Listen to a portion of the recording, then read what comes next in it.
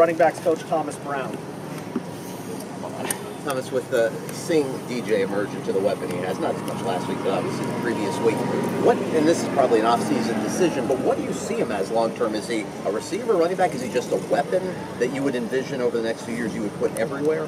He's a football player. We'll find a way to kind of get him involved in the game from a receiver standpoint. The return game also still playing running back as well.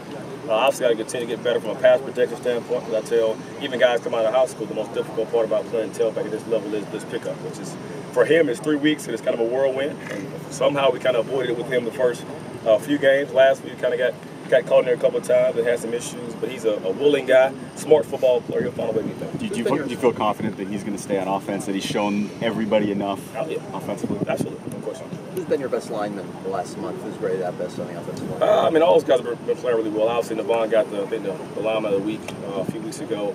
Casey's been very, very consistent. Kind of been a leader for us up front. Obviously, the amount of experience he has. But I've really been pleased with the way those guys kind of gel together and continue to find ways to get better and set up some of the naysayers, which is good. Thomas, any secrets to getting your kids to score a little earlier? Execute. It's the only secret that we have in the game. Obviously, it's frustrating to kind of see us kind of come out with a rut, and especially after having the back-to-back weeks against Virginia Tech, Notre Dame, and I can't tell you exactly what the reason is for it, because we practiced very well. The guys were kind of fired up and motivated. Motivated's not an issue. We shouldn't have to go above and beyond, in my opinion, and motivate you to get ready to go play football. If we do, we'll find somebody that's going to take your spot and come in and wear the uniform the right way. I just think it just comes down to one or two guys making mistakes here and there, and kind of choke us up. What's the biggest thing that you feel has thrust you guys into the position you guys are in? They just being consistent. All we can do is control what we control. I think guys buying into what we're kind of selling from a coaching staff standpoint, and paying for it out here on the football field. Kind of what you see on Saturdays is normally a production or product, of what happens from a Sunday, a Tuesday, a Wednesday, and a Thursday practice. So I think our guys, being consistent, continue to work hard, and trying to make the most of the opportunities. When the players, get to play and they get to stay warm, what do coaches hate most about, traveling to places like Pittsburgh and sometimes, in my opinion, I think traveling is a blessing because it forces you to be more focused. You're out of your comfort zone, especially around this town where there's less family around. You have to kind of lock in on the assignment that you have there. And there's been a lot of talk about the weather. It's not going to be that cold. I've been around a lot of places before. I was in Cleveland for a whole year when it was negative 20 something every day. So it's not going to be there. And it should be an issue. Those guys are be juiced up. They'll be motivated and ready. Thomas, we know that obviously the rankings are coming out tonight. You guys don't pay too much attention to what's going on. Do you ever go back and look at what the committee says and how they justify certain things, or do you look at any of that at all? But see, I'm a weirdo, so I don't really watch TV much at all. When I come home, I'm with my wife and my 3 boys. I might read something every now and then. We might turn a movie on, but I don't even watch ESPN most times. I just focus on other things that are more important than just football. I obviously take my job very seriously, but there are more important jobs that I have. As being a husband and a father, I take very seriously. When I get home, I'm focused on that solely. Nobody else. Has what Braxton is doing now as a receiver, has this surpassed what you thought when you first saw him on the field here spring of 2016?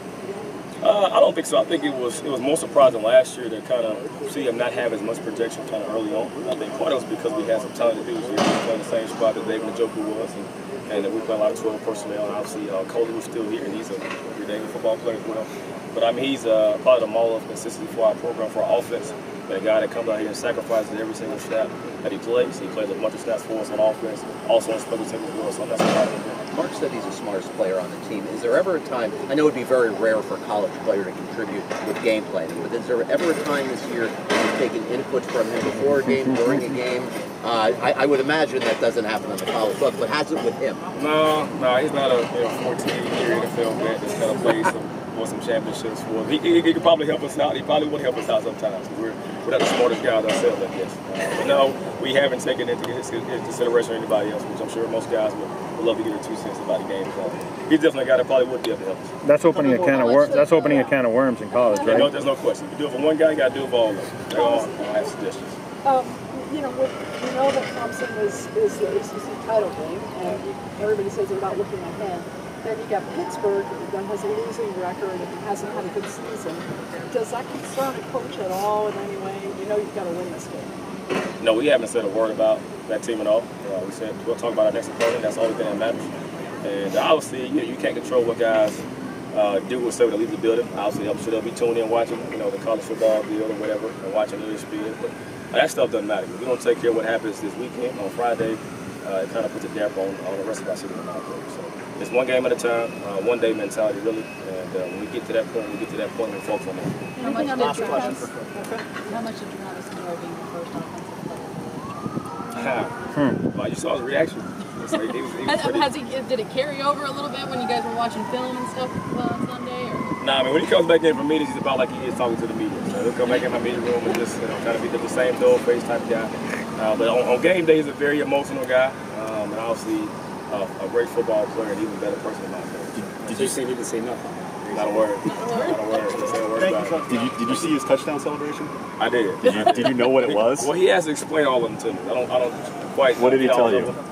I can't repeat what he said. I can't pronounce what he said.